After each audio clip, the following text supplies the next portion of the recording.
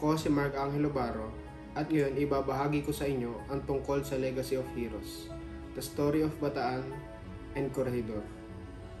With or without American help, we would have done it anyway.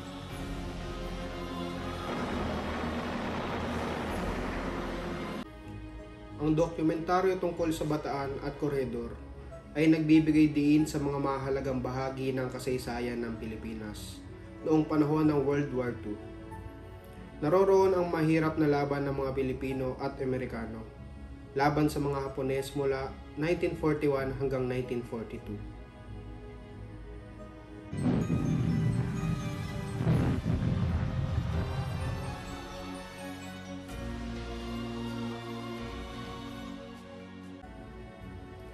Sa Bataan naganap ang labanang tinatawag na Bataan Death March, kung saan libo-libong sundalong Pilipino at Amerikano ay pinagtulungang tinagilid ng maglakad ng malayo nang walang sapat na pagkain o tubig.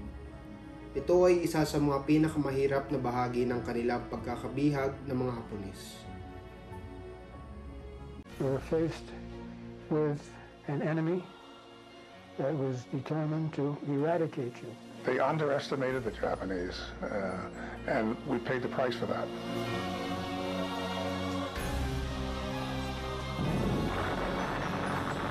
We thought that we will die.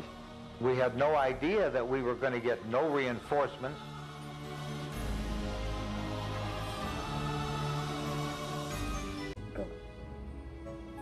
Matapos ang laban sa Bataan, ang mga Pilipino at Amerikano ay patuloy na naglaban sa Corregidor, isang makapal na tanggulan sa baybayin ng Bataan. Subalit, hindi rin sila nagtagal dito dahil natalo sila ng mga Hapones at naging malaking bahagi ito ng kasaysayan ng digmaan. But elsewhere in the world, war clouds gathered as the European colonial powers and the United States braced to stem the march of fascism across their territories.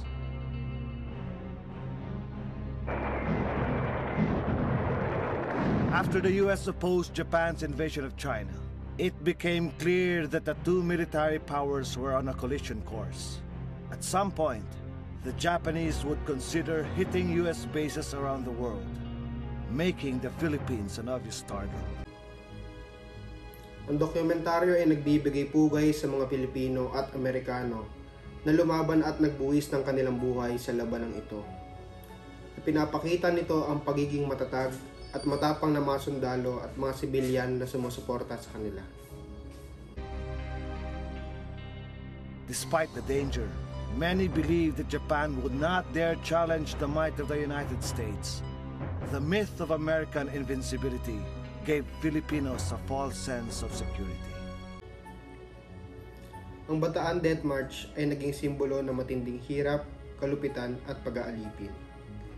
Habang naglalakad ang mga tao sa ilalim ng matinding init ng araw nang walang sapat na pagkain o tubig, marami ang nagkakasakit at namatay sa kabaan ng mga araw na iyon. Ang mga Hapones ay nagpakita ng malupit na pagtrato sa mga bihag, kung saan marami ang pinagbabaril, kinukulong o tinutukan ng bayoneta. Ang Bataan Death March ay nagdulot ng matinding pagdurusa sa mga nasasakupan, at ito ay naging simbolo ng tapang at pagtitiis ng mga Pilipino at Amerikano sa harap ng kagipitan. Ito ay isang bahagi ng kasaysayan na nagpapakita ng pagnanasa ng mga tao na mabuhay at magpatuloy sa kabila ng matinding pag-aalipin at kaguluhan ng panahon ng digmaan. Ito rin ay nagpapamahagi ng mga aral tungkol sa kahalagahan ng pagkakaisa at pagiging matatag sa panahon ng pagsubok.